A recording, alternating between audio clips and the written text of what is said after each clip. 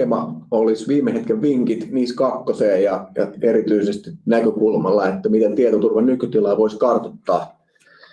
Ja meillä on siihen liittyen puhujina tänään Pete, joka tekee meillä hallinnollista tietoturvaa muutamassa asiakasyrityksessä ja sattuneesta syystä on tällä hetkellä aika lailla täyteen myyty.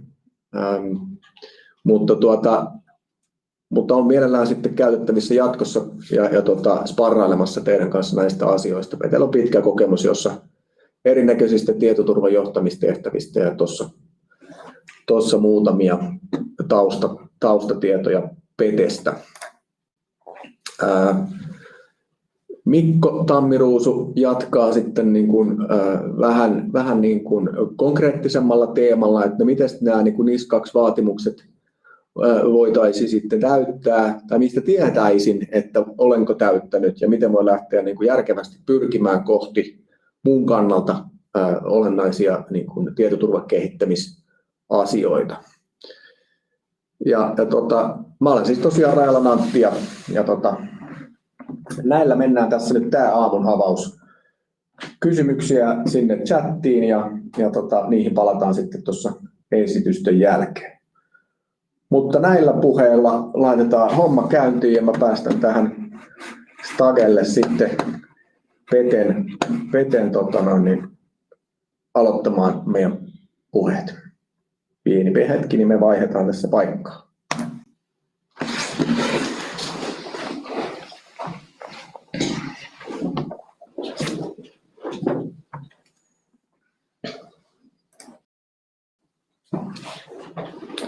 No niin, huomenta vaan minunkin puolestani. Mennään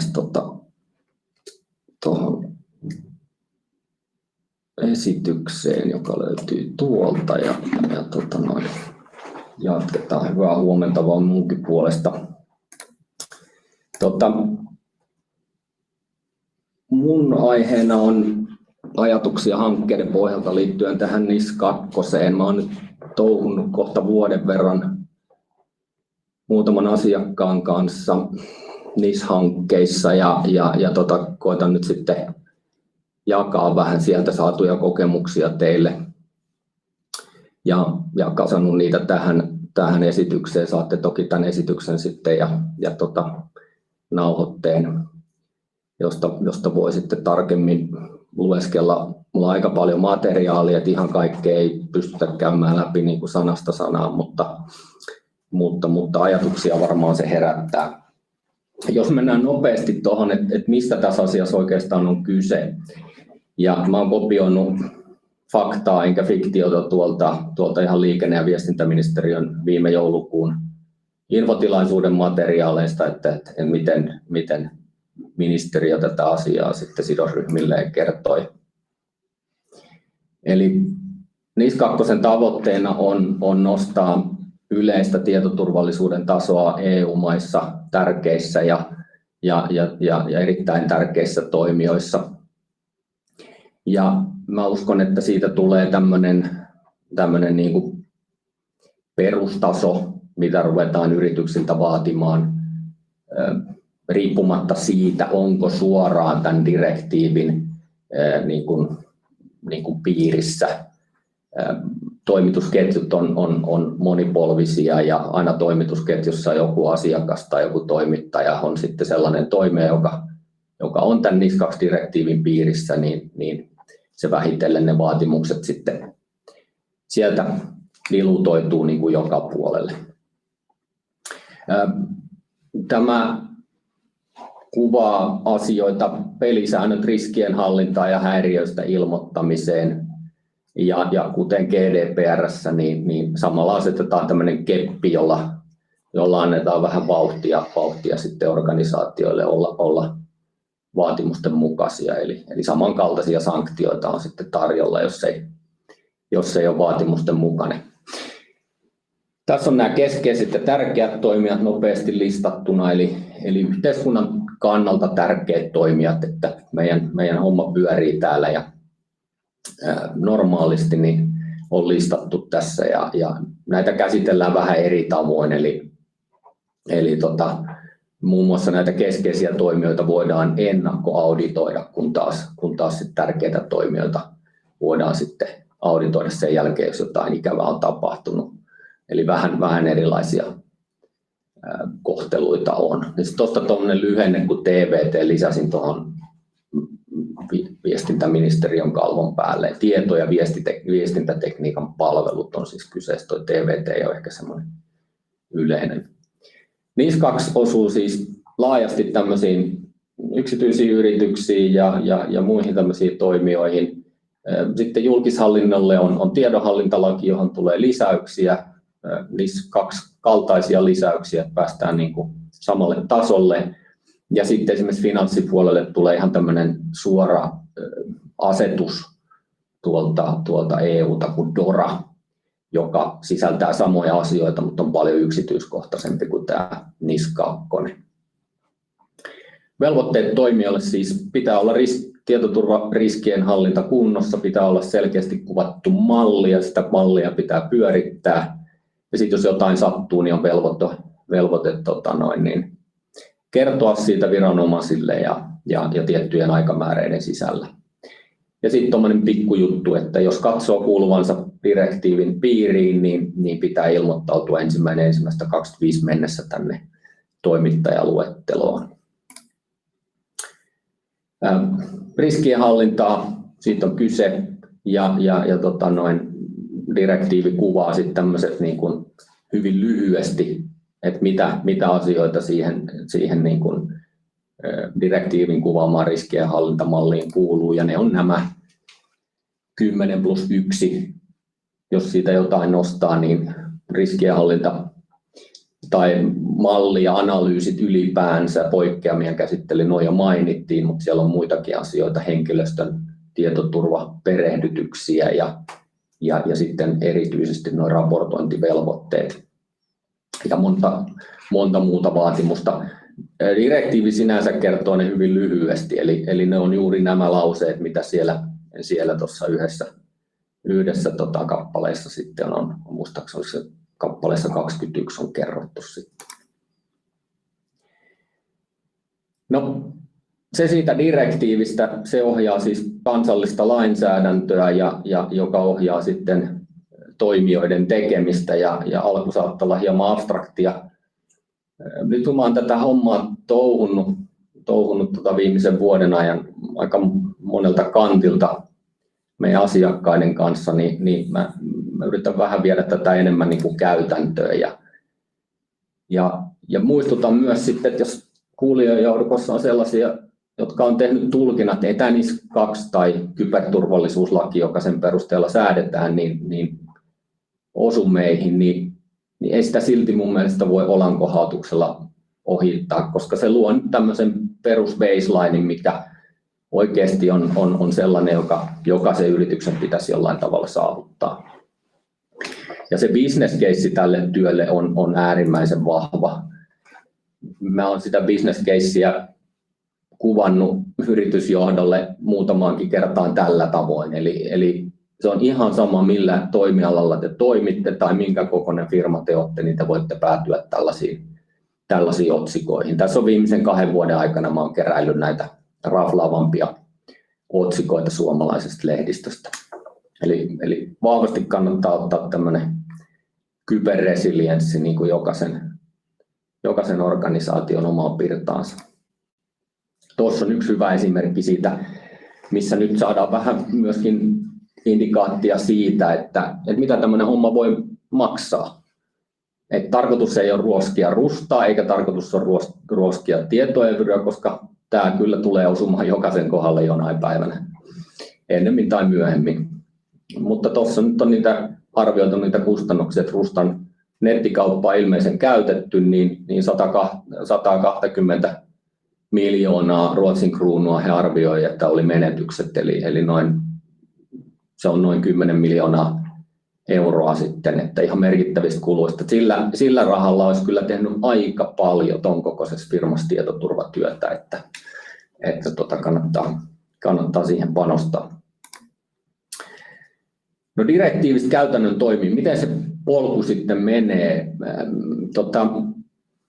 on se direktiivi, se on tullut 2022 voimaan ja sen perusteella niin kun EU-valtiot on velvoitettuja säätämään oman lainsäädäntönsä ja sen on tultava voimaan 18.10.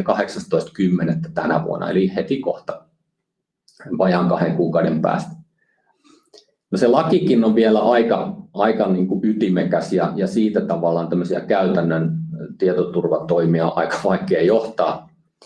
Mutta sen perusteella niin esimerkiksi Suomessa niin Kyberturvakeskus on tehnyt suosituksen.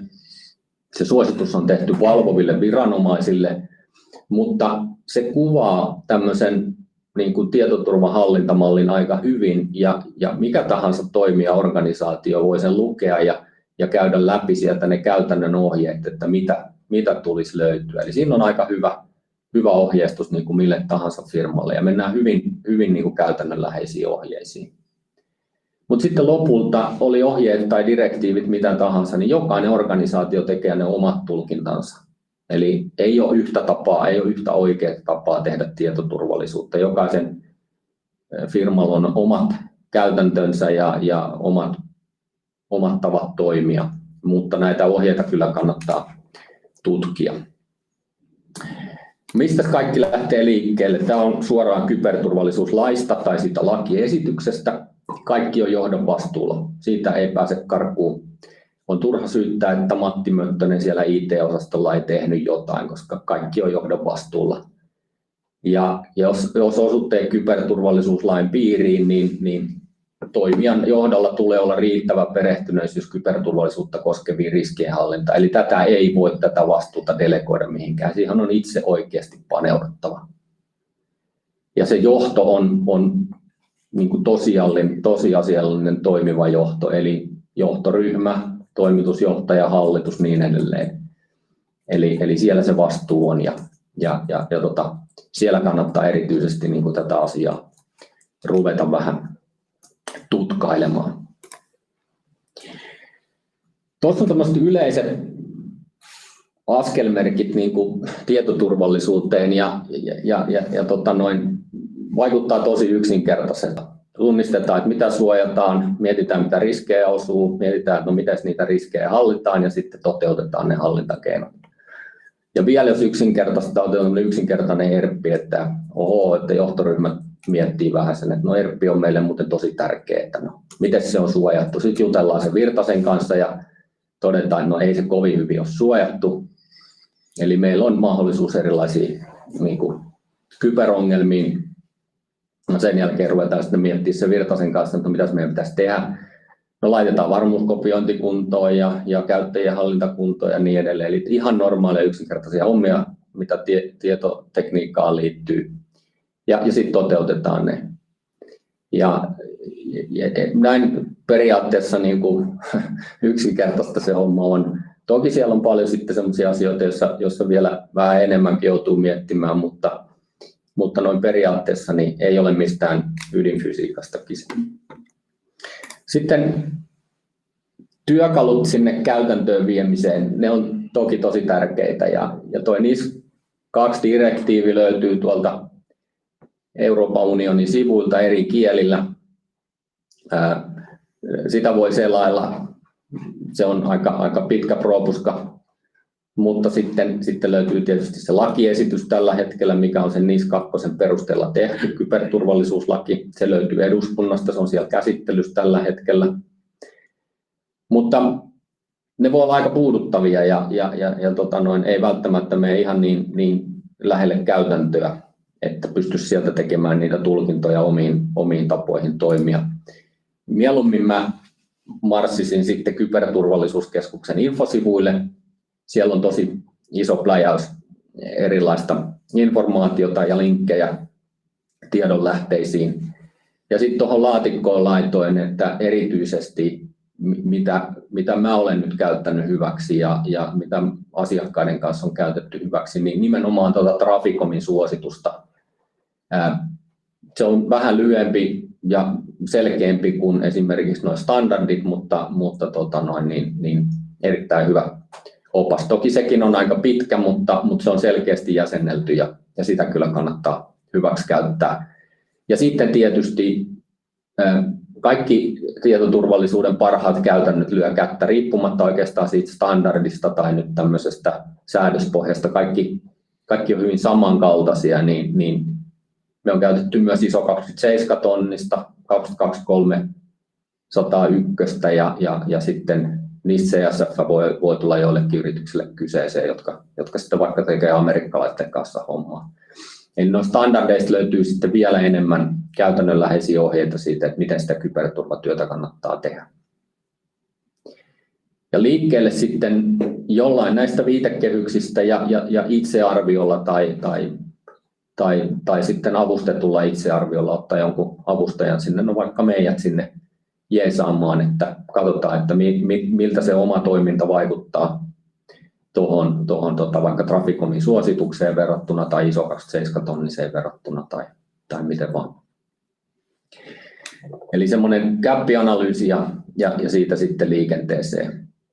Ja ihan niin kuin mitä tahansa kehittämistä, niin nykytilanne ensin selville, nykytilan analysointi, että no mitkä on ne isoimmat gapit, mitä meillä on, ja sitten sen jälkeen katsotaan vähän, että no mitäs meidän pitää tehdä politiikkojen ja linjausten osalta, ja millaisia toiminta-aiheita meiltä puuttuu, miten meidän pitäisi ihmisiä perehdyttää, ja onko jotain teknologiahankintoja ja puutteita, mitä meidän pitäisi tehdä, ihan perusjuttua, ja sitten kohti tavoitetilannetta. Nyt jos aloittaa, niin on auttamatta myöhässä, jos on vähänkään enemmän tekemistä, mutta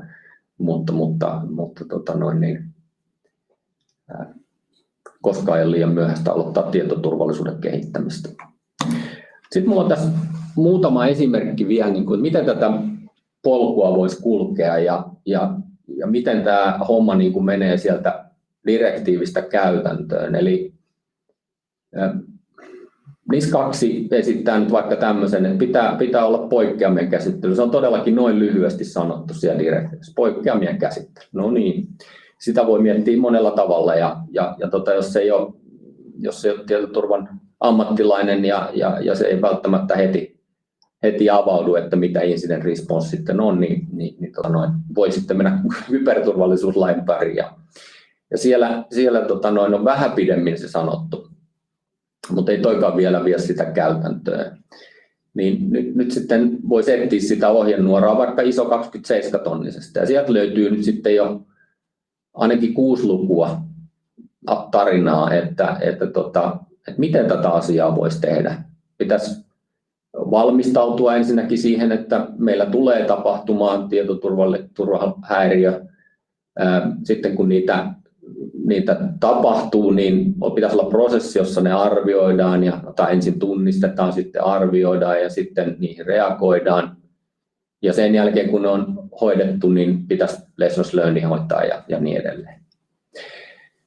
No sitten yritys tai yhteisö tekee omat tulkintansa näistä kaikista 3. Ehkä helpoin se tulkinta on tehdä tuosta ISO 27 tonnisesta.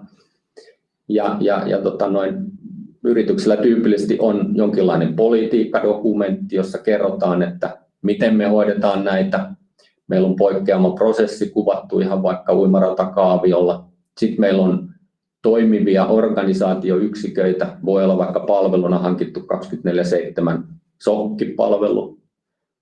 Meillä on oma C-sirtti-tiimi, joka kokoostuu, kun on vakavammista ongelmista kyse. Sitten meillä kerätään logeja, että meillä on todisteita. Sitten meillä on sisäisiä ulkoisia raportointikanavia. Ja sitten meillä on joku ihan yksinkertainen tiketöintijärjestelmä, missä me näitä incidenttejä käsitellään, ihan niin kuin muitakin tikettejä. Tuolta se voi näyttää sitten 2 sanaa, poikkeamien käsittely, niin se voi olla siellä organisaatiossa aika monivaiheinen niin kuin tekeminen sitten kyseessä. Toinen esimerkki otetaan tuolta direktiivi nostaa, että pitäisi olla kyberturvallisuuskoulutus kunnossa. Senkin voi tulkita aika monella tavalla, mutta jos sitä lähdettäisiin tulkitsemaan nyt vaikka sitten taas ISO 27 tonnin kautta ja otetaan siitä se selittävä standardi vielä se 2, joka avartaa asiaa vähän laajemmin, niin sieltä jo tulee, no se pitää olla säännöllistä, sitä pitää tehdä uudelle henkilöstölle, silloin kun tehtävät muuttuu, sitä pitää tehdä. Siinä pitää ottaa roolit huomioon organisaatiossa. Sen pitää olla säännöllistä, toistuvaa ja sitten siihen tulisi käyttää monenlaisia medioita, mikä nyt sitten parhaiten aina mihinkäkin sopii. Voi olla mailitiedotteita, intranettiä, ja sitten voi olla jotain web-pohjaista niin kuin koulutusta, luokkahuonekoulutusta niin edelleen. Mutta tämä kertoo jo aika paljon siitä, että mitä se voisi olla se henkilöstön perehdyttäminen. Eli ei enää ollakaan niin abstraktin asian äärellä. Ja vielä yksi esimerkki, vaikkapa toimitusketjun turvallisuudesta. No miten se nyt voisi olla sitten käytännössä? Eli sekin on direktiivin niin kuin vaatimuksia ja kuvataan se, että miten me hoidetaan meidän kumppaneita. Meillä on erilaisia vaatimuksia, me on vaikka luokiteltu kumppanit vaikka 3 koriin, ei niin tärkeät ja kriittiset toimittajat, ja me käsitellään niitä sitten vähän eri tavalla, vaikkapa että kriittisille toimittajille on nimetyt vastuunkantajat ja niitä tavataan vaikka kuukausittain ja niin edelleen. Sitten me tehdään sopimuksia.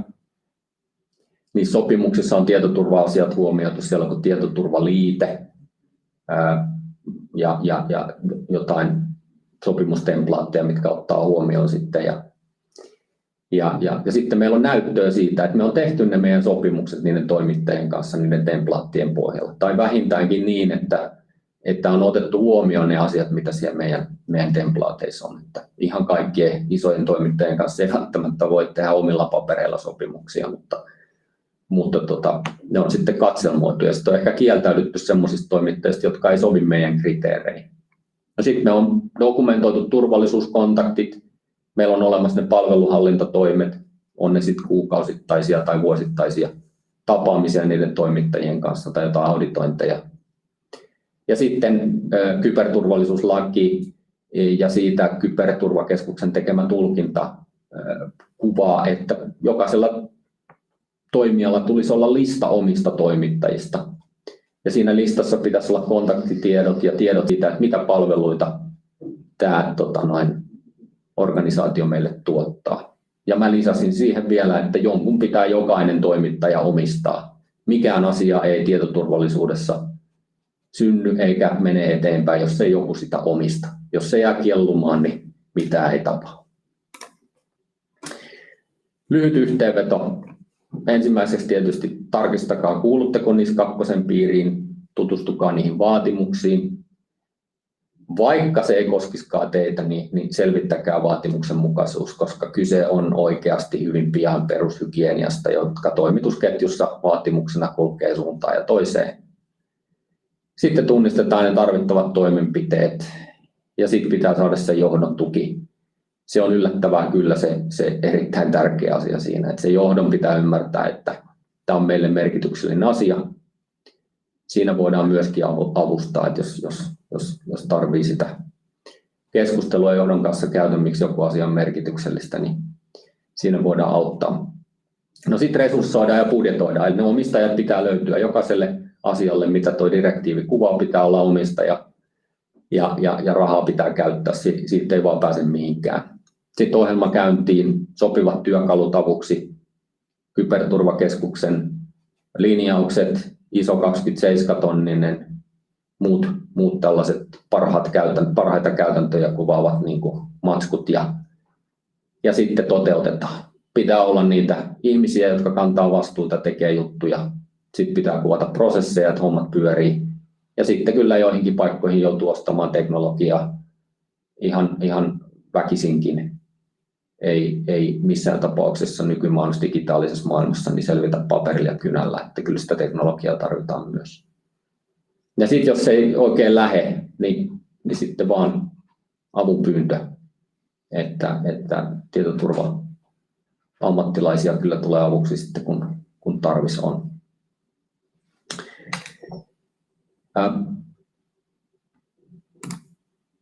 Siinä oli mun hyvin nopea läpikäynti NIS2 ja seuraavaksi mä annan puheenvuoron Mikolle, joka Mikko kertoo sitten vähän tarkemmin vielä semmoisesta niin kuin kartoittamisesta ja vaihdetaan Mikon kanssa paikkaa ja Ole hyvä.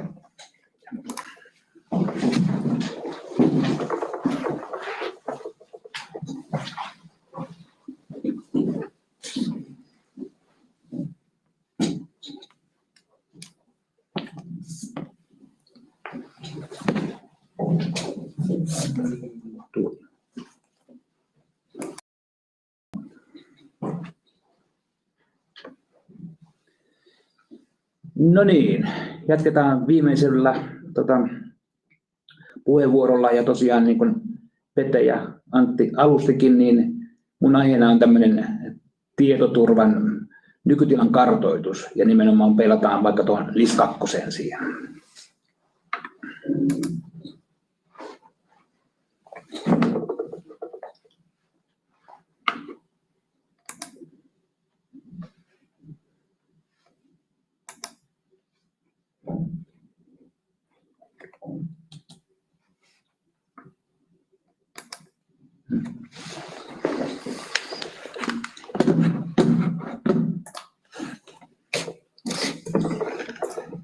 Vielä saadaan kalvo vaihtumaan. Noin. No. Onneksi täällä on asiantuntijoita auttamassa tämmöisessä vaativassa asiassa. End user support. Näin juuri. Hyvä. Mennään eteenpäin. Joo, Petehän puhukin näistä NIS2 artikla 21. Ja mä en puhu siitä mitenkään muuten kuin muistutan vaan näistä, että siellä on 10 teknistä juttua, mitkä pitäisi käydä lävitse. Ja tietysti me ollaan Peten kanssa pitkän linjan tietoturvan ammattilaisia. Meidän mielestämme tämä on melko perusjuttu, että nämä pitäisi olla kunnossa.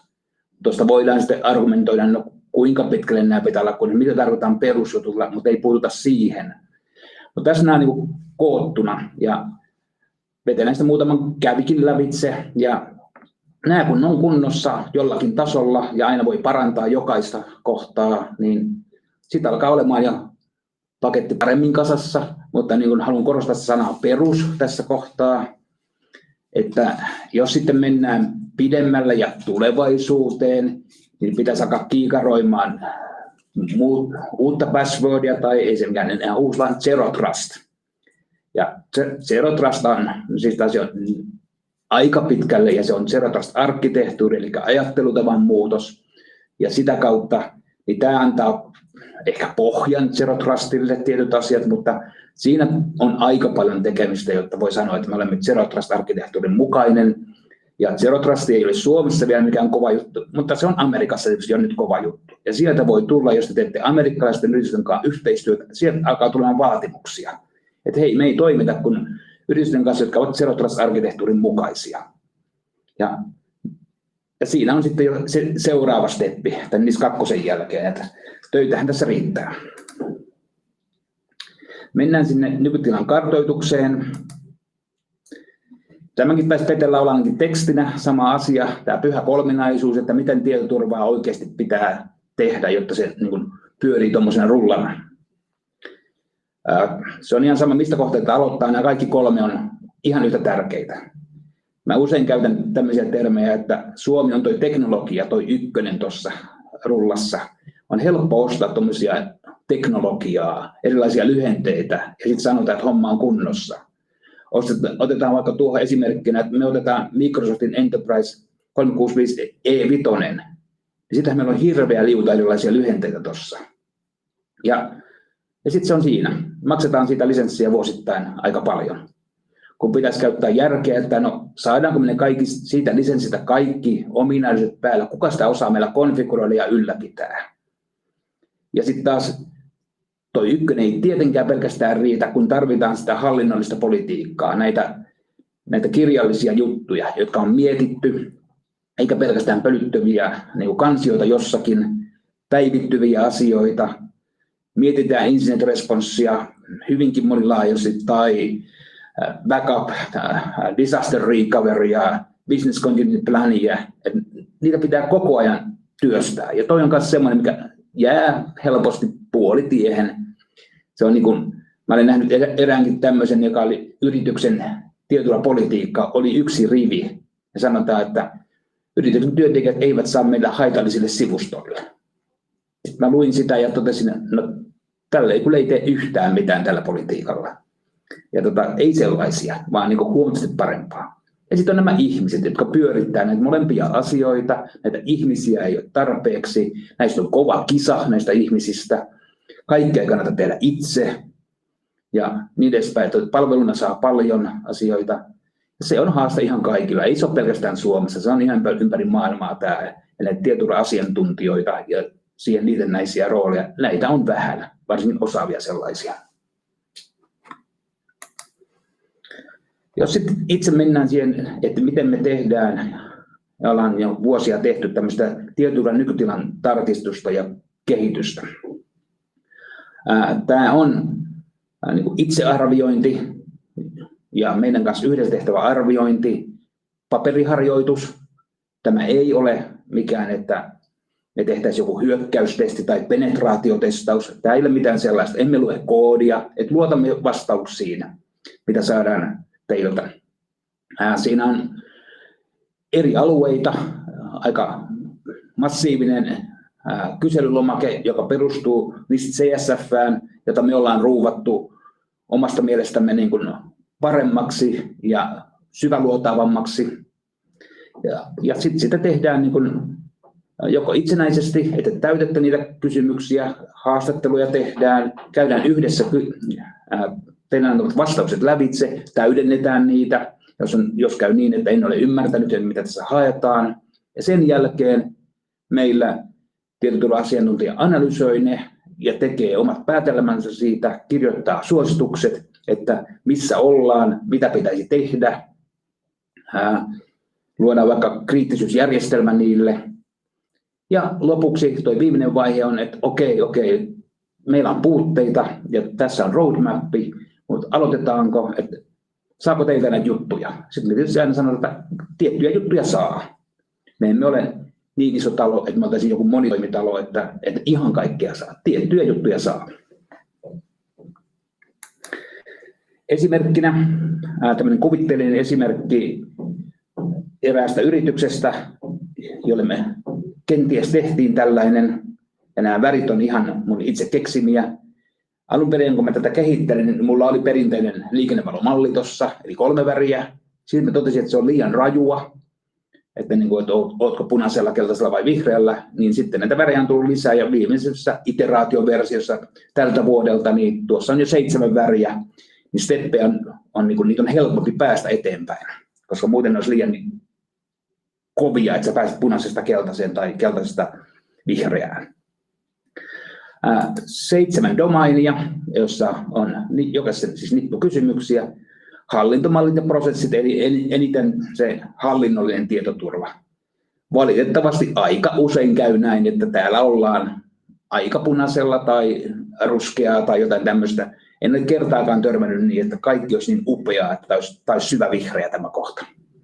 Eikä se tarvitsekaan syvävihreä olla, mutta se olisi kiva, että se olisi jonkun muun värinen kuin syväpuna tai tommonen. Mutta tämä on realismia. Tämä taas on myös realismia, että identiteetit itsessään, perus access, IAM, millä se termillä halutaan kutsua, tämä on paremmassa iskussa. Suomi on Microsoft-maa, on tosi helppo ottaa niin kuin Entra ID käyttöön ja siihen joku Microsoftin autentikaattori, eli MFA. Se ei todellakaan ole rakettitiedettä, se kuuluu suunnilleen kaikkiin niin kuin Microsoft 365-lisureihin, joita Suomi on täynnä, niin tällä pääsee tosi helposti tommoselle asteelle. Sitten jos tätä alkaa hiplata parempaan väriin, niin sitten tarvitaan vain politiikkoja ja sitä konfaamista siellä Microsoftin puolella esimerkiksi. Puhutaan vaikka conditional accessista, niin niiden avulla päästään jo keltaiseen tai vihreään hyvin, hyvin helposti, mikä on siis tietysti hyvä asia. Sitten jos on on-prem-servereitä ja siellä on omia sovelluksia, niin tämä on myös ikävä kyllä tosi usein huonossa hapessa. Et joko siellä on niinku haavoittuvuuksia, ei ole skannattu ollenkaan, patch management puuttuu kokonaan, kun kuulemma servereitä ei voi päivittää ja koskaan ei voi puutata niitä. Se on ihan höpöhöpöä mun mielestä, mutta se on usein se vastaus. Tai sitten siellä pyörii jotain in-house-sovelluksia, joista kukaan ei tiedä, että mitenköhän se on koodannut, kukakohan sen on koodannut, onkohan siellä niitä haavoittuvia komponentteja, vaikka tämä klassinen esimerkiksi Log4j, niin ei kukaan tiedä, En minä tiedä se, että se on se joku tyyppi, lafka, ei sitä ole enää olemassakaan sitä lafkaa, tai niitä tyyppejä ei ole enää olemassakaan, niin sitten se jämähtää tonne, ja toihan on tosi vaaran paikka. Eli niin kuin, noitahan ne hyödyntää, noitahan ne kaivailee rikolliset. Infrastruktuuri itsessään tarkoittaa palomuureja, kytkimiä, VLAN access pointteja, niin kyllä se on tuollaisessa, ja toi on kohtuullisen helppo päivittää taas paremman väriseksi. On sitten palomuurissa laitetaan parempia sääntöjä ja niin edespäin, ja tai on hyvin tyypillisesti ulkoistettu jollekin kumppanille, ja he pitää sitä tietyllä tasolla huolta, ja kyllä parantavatkin sitä. Eli toikin on aika helppo saada niin sanotusti parempaan väriin. Tietoturvan operointi on taas semmoinen mun ja Peten lempilause, että meidän mielestä toi pitäisi ihan joka yrityksellä olla 247, moderni SOC tai MDR tai XDR vähintäänkin. Mutta se ei ole realismia Suomessa valitettavasti. Ja toi oli siis se operointikone. Ja tonne ei voi ulkoistaa kaikkea. Esimerkiksi tämmöistä sirttitiimiä ei voi ulkoistaa tonne. Se pitää olla pääpiirteittäin firman sisäistä porukkaa. Siellä voi olla ulkoisia vahvistuksia, vaikka tuosta tiimistä, joka on ulkoistettu jonnekin, mutta sitä ei voi pyörittää ulkoinen taho, koska hän ei voi kommunikoida vaikka toimitusjohtajalle. Ja tuossa on useimmiten paljon tekemistä. Ja kaikkein eniten tekemistä on tässä tietoturvan uudessa maailmassa, niin sanotusta uhkatietoisuudessa ja proaktiivisuudessa. Et niin kun yleensä tietoturvaa tehdään reaktiivisesti, kun sitten tapahtuu jotakin, niin sitä aletaan hutkimaan. Mitä jos olisi proaktiivinen? Mitä jos me ennakkoon tiedettäisiin jotain signaaleja olisi jostakin ja hyödynnettäisiin tätä niin kuin threat intelliä siinä, että mikä ihmeen takia venäläisellä hackerifoorumilla puhutaan Secure Cloudista. Sen pitäisi olla sellainen niin kuin red flag, että jotain tapahtuu tai joku yrittää kenties jotakin. Ja tämä tieto olisi meillä. Niin olisi meillä aika paljon helpompi elämä, kun me jotenkin tiedettäisiin tämä etukäteen, eli proaktiivisuus. Ja viimeinen domaini, pilvipalvelut. Suomessa käytetään paljon pilvipalveluita, mutta niiden kontrolli esimerkiksi. Oletteko aivan varma, että teidän yrityksessä käytetään vain ja ainoastaan tätä 3, Microsoftia, vaikka Salesforcea ja HR:n jonkun pilvipalvelu? Onko aivan varma, että ei ole 10 muita pilvipalveluita? Onko aivan varma, että teidän yrityksen kansainvälinen data pyörii tasan siellä, pyörii siellä OneDriveissa, mikä on meidän tallennustila, storage. Ei suinkaan missään Dropboxissa tai Boxissa tai vielä pahimmissa jossain WeShareissa tai WeChatissa tai jossain tuommoisessa. Miten me kontrolloidaan, että se data ei päädy sinne, eikä sitä jaeta sieltä eteenpäin? Tuossa on tosi paljon tekemistä tässä SaaS-palvelujen kontrollissa ja sitten siinä itse datan liikkumisessa. Ja toi on niin kuin todella tärkeää. Ja tämä ympyrä on tyypillinen, mitä me näytetään yritysjohdolle. Ja sitten he tuijottaa tätä ympyrää ja he toteaa, joo, punaisella ollaan, nyt pitää alkaa toimimaan. Tämä toimii niin kuin tämmöisenä triggerinä hyvin helposti. Ja se on todettu aika monta kertaa. No, tämä on aika niin kuin ylätasoa tietysti. Me tietysti itse teknisenä tyyppinä tykätään paljon enemmän tämmöisestä laatikkoleikistä. Tämä on sama asia. Tuo ylärivi on noin samat äskeisessä ympyrässä olevat osiot. Ja sitten kun tätä luetaan ylhäältä alaspäin, niin nämä on sitten niitä, että mitkä ovat vaikuttaneet tuohon, että väri tuli tuollaiseksi. Ja täällä on sitten näitä teknisiä detaileja. Ja tämä on sitten se enemmän semmoinen playbook, että missä kohtaa meidän pitäisi nyt alkaa tekemään jotakin. Ja todetaan, että meillähän onkin se Workforce IAM ihan hyvässä iskussa. Meillä on siellä MFA sun muut, mutta meillä ei ollutkaan conditional accessia, vaikka meillä on lisenssi siihen. Saatikaan meillä ei ole mitään IKA tai PAM-systeemiä tai uudemman ajan ITDR identiteettiin liittyen. Tai sitten jossain infraratkaisussa meillä on vähän huono toimien palomuuri, ei meillä ollutkaan siellä kunnon Netscan Firewall-ominaisuuksia. Meidän Remote Access perustuu vielä VPN:ään. Sähköpostikinhan ei ole sitäkään suojattu kunnolla, että siinä on käytetty Microsoftin natiivia työkaluja ja niin edespäin ja niin edespäin. Niin tästä on aika helppo alkaa päättämään, että okei, aletaan korjaamaan. Mutta tästä Meidän se analyysi sisältää roadmapin, jonka me sitten tietysti aikataulutetaan oikeasti asiakkaalle, mutta tässä on esimerkki roadmapista, ihan teoreettiset niin kuin vuosilukemat tuolla ylhäällä, että millä aletaan tekemään, mihin se vaikuttaa tuossa laatikkoleikissä. että jos on todettu, että on kovia puutteita siellä hallinnollisessa tietoturvassa, niin aletaan tuota vasenta reunaa tekemään ekana.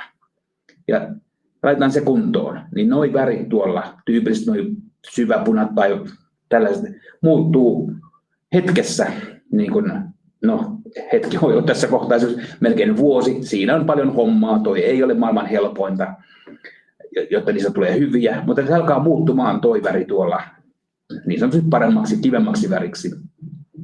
Sitten taas on jotain muita laatikoita tuolla, että esimerkiksi palomuuria parannetaan, sähköpostin suojasta parannetaan. Ne on paljon helpompia hommia ja niillä saadaan heti toi syväpuna vaikka pois keltaiseksi tai jopa vihreäksi. Tai toi tietoturvan operointi, otetaan käyttöön joku moderni 247 MDR-palvelu, niin hetkessä noi laatikot tuolta muuttuu niin kuin kivemmiksi.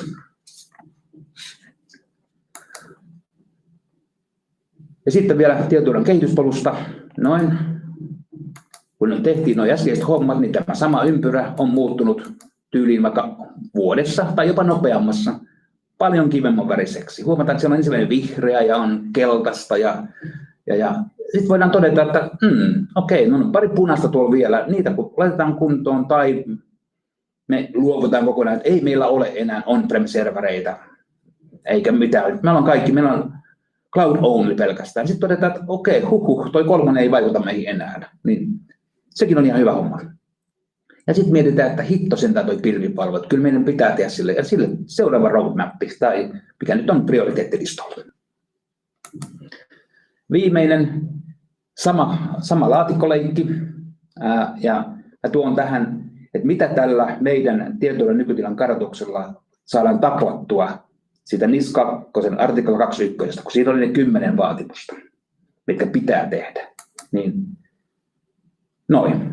Sieltä saadaan melkein kaikki. Eli niin kuin katsottua läpi, eihän tämä korjaa mitään, mutta saadaan katsottua, että missä meillä on NISin vaatimuksista. Tuolta puuttuu 1 kappale, jos katsotte noita numeroita tuolta, niin tuolta puuttuu numero 8, joka on kryptotekniikkaa. Emme siihen osaa mitään kantaa, mutta niin kuin kaikki muut niin kuin saadaan katsottua ja voidaan tehdä roadmap, että miten me saadaan. Petehän sanoi tietysti, että jos nyt aloitetaan, niin ollaan myöhässä NIS2 suhteen. Ei me saada tätä niin kuin firma, joka nyt tilaa tai tästä tilaa, niin laitetaan meidät NIS2-kondikseen lokakuuhun mennessä. Ei tule onnistumaan, mutta niin kuin, tämä olisi roadmap siihen, että kuinka nopsasti me saadaan. Ja jos sieltä yrityksen johto tulee ja avataan, kyllä, tämä on tärkeää, tehdään, niin ei tämä välttämättä mikään 3 vuoden roadmap enää olekaan. Kiitos, siinä on mun viimeinen. Ja nyt mä luulen, että luetaan aika, jos niin kuin sellaisessa löytyy. Joo, mä zoomaan vähän meidän kameraa, niin että me nähdään kaikki täällä.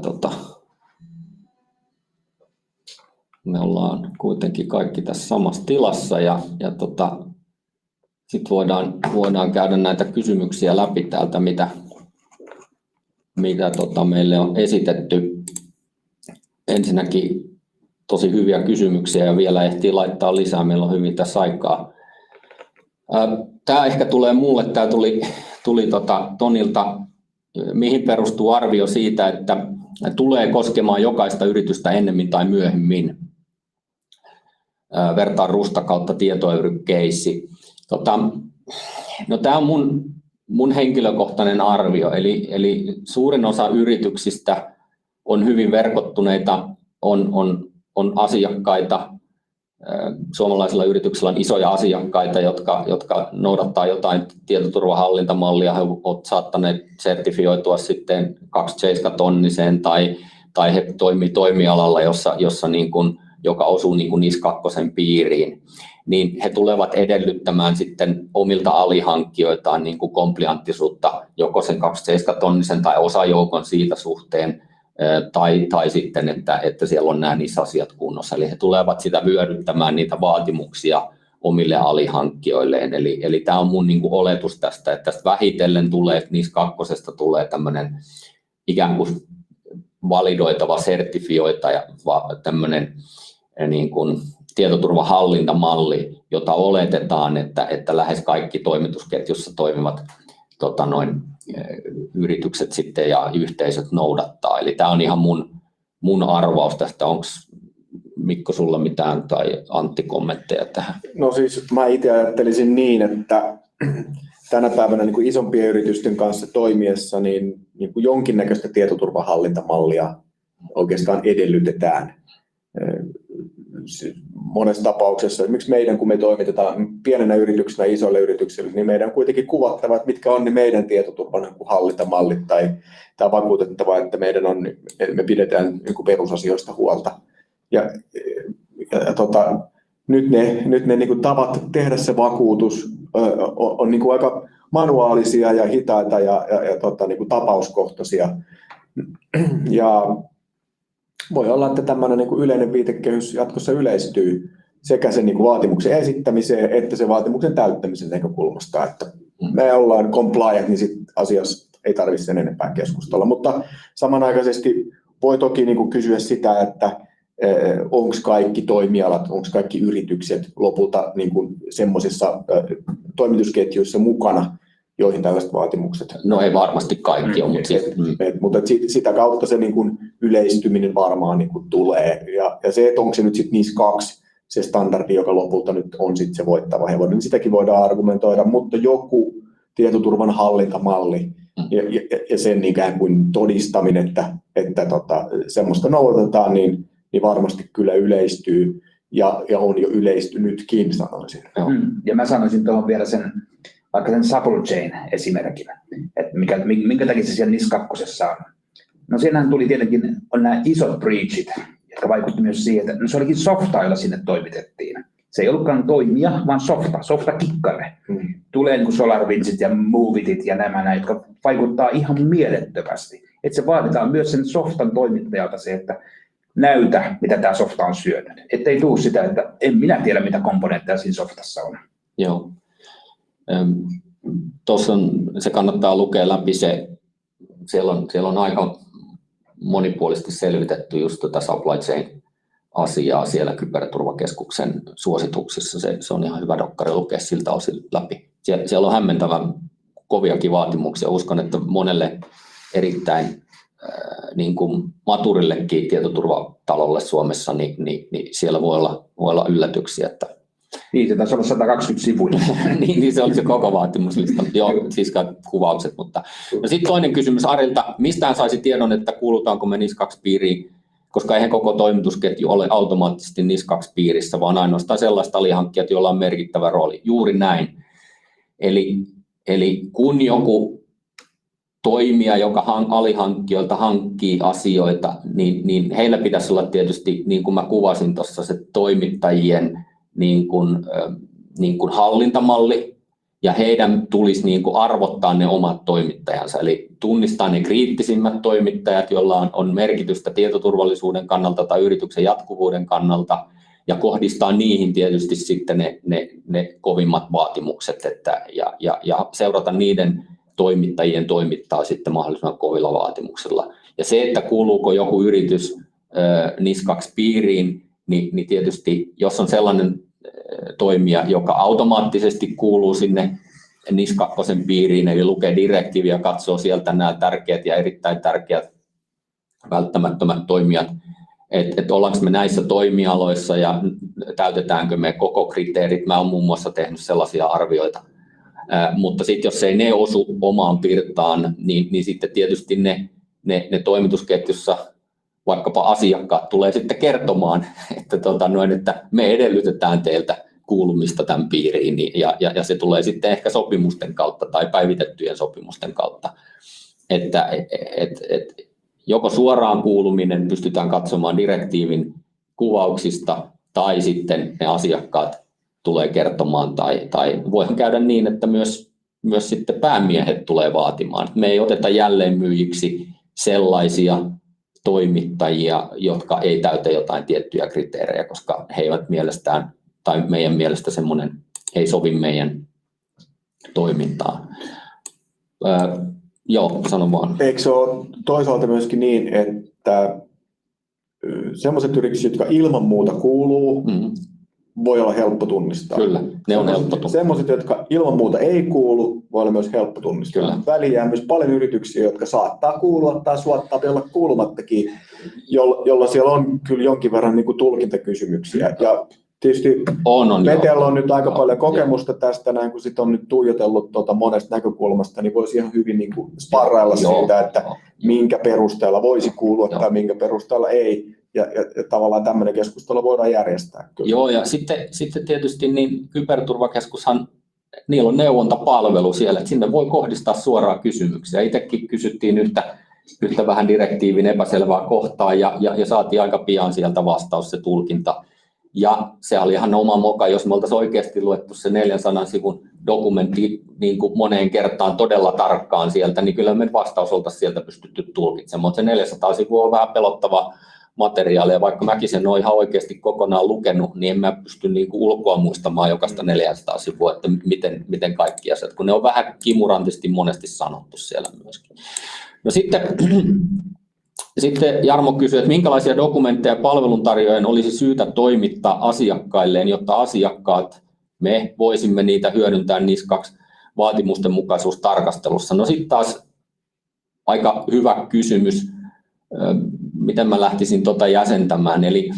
Eli vastuuhan on aina sillä toimijalla itsellään niistä asioista. Eli siis englannin kielessä on 2 sanaa, on responsibility ja accountability. Eli se accountability on aina sillä joka toimii se toimija. Ja se ostaa sitten jotain palveluita, ulkoistaa jotain palveluita, niin silti se accountability on siellä ostajalla. Eli nyt sitten niitä toimittajia pitäisi jollain tavalla niin kuin siitä saada näyttöä. No näyttöähän me voidaan saada sitten sopimusten kautta, että siellä on sovittu joistain tietoturvaan liittyvistä asioista jotain. Esimerkkinä otetaan vaikka direktiivin mainitsema haavoittuvuuksien hallinta, teknisten haavoittuvuuksien hallinta.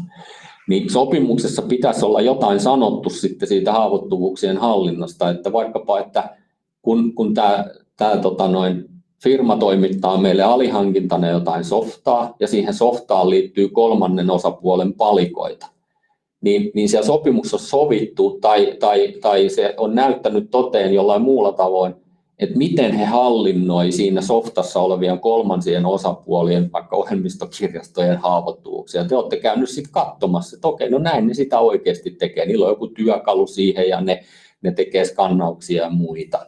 Tai sitten jos joku toimittaja toimittaa teille vaikka niin kuin infrastruktuuripalveluita, niin siellä sopimuksessa on sovittu vaikkapa, että palvelimien haavoittuvuudet pätsätään niin kuin tällä aikasyklillä ja tämmöiset tavallaan niin kuin huoltoikkunat on olemassa ja se on selkeästi siellä sopimuksessa sovittu.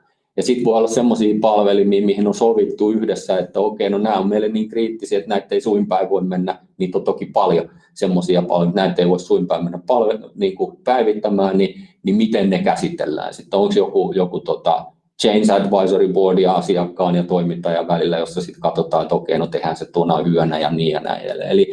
Eli sieltä sopparin kautta mä sitä lähtisin hakemaan ja sitten niistä mahdollisesti tämmöisistä tarkasteluista, auditoinneista, että se toimittaja oikeasti toimii niin kuin me halutaan. Mutta ei ole yhtä semmoista niin kuin dokumenttilajia, että miten se sieltä sitten tulisi. No sitten Toni kysyi, että sain käsityksen, että niin kun etäkäyttöpalvelussa VPN olisi huono tänä päivänä, mikä olisi tietoturvallisempi lähestymistapa vaihtoehto. No Mikko rakastaa tätä, mä en lähde spoilaamaan, kerro omat näkemyksestä niin kuin VPN:stä. Kerro lyhyesti, meillä on 4 minuuttia aikaa. Okay. Varmasti voidaan jatkaa sitten tätä. Tämä menee helposti 2 vuotta, 2 tuntia. Mutta... No joo, voi olla, että menisi.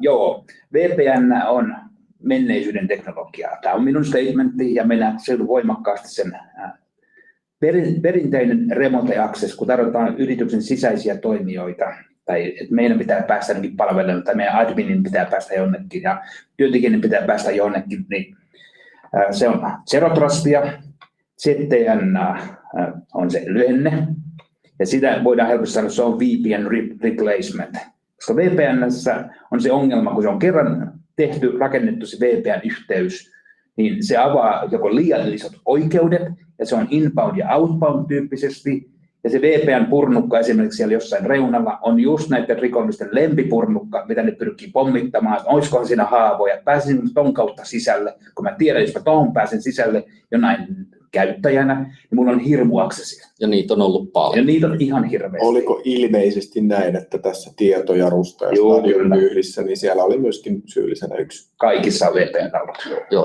se oli ilmeisesti nyt päivittämätön VPN-purkka, joka kyllä, se on niin yleinen kohde. Eli ZTN, Zero Trust Network Access. Hyvä. Jotkut käyttää myöskin nimeä Secure Remote Access tai Remote Access. Jossa niin kuin on vain outbound ja sitä kontrolloidaan tyypillisesti pilvipohjaisesta. Se on proxy siellä pilvessä. Sellainen on moderni tapa tehdä. Ja se on Zero Trustin kanssa kaveri. Jos te haluatte Zero Trustiin mennä ja teillä on VPN, niin sitten olette nyrkkeilykehissä, eri kulmissa, eri välissä paidoissa. Ei tule mitään. Toinen voittaa. Joo, mutta se on iso VPN:n korvaaminen. Toki VPN:ääkin voidaan tehdä monella tavalla ja suurin osa firmoista toivottavasti on siirtynyt vähintäänkin siihen vahvaan tunnistamiseen VPN:issä, mutta sitäkin voidaan tehdä monella tavalla ja tavallaan sen koventaminen on mahdollista, mutta niin kuin pidemmälle tulevaisuuteen niin se arkkitehtuuri pitäisi muuttua tämmöiseksi niin kuin muunlaiseksi, jossa tehdään ensin niitä vahvoja tunnistamisia ja paljon granulaarisemmin määritellään, että mihin sillä käyttäjällä sitten lopulta on niin kuin oikeus mennä.